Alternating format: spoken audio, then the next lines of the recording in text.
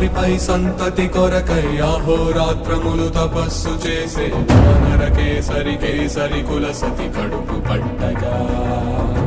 జనించినాడొక అసమాన బలోద్ధతుడు సంయుతుడు అంజనాసుతుడు పవననందనుడు.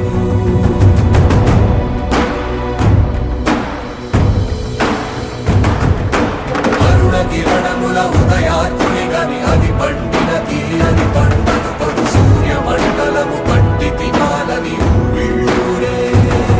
తన దేహం నాటున రవి మరుగై జగము చీకటై పోరా.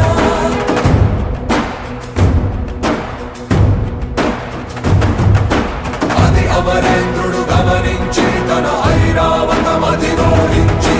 ఆంజనేయుని సమీపించి తన వజ్రాయుధమును విసరగా అది పవననందనుని హనుముని తాకా చిందిన రక్త బిందువే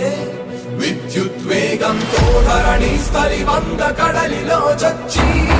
వంద కడలి అట్టడుగున గల శ్రీరంగ శుద్ధి గర్భము చేరియట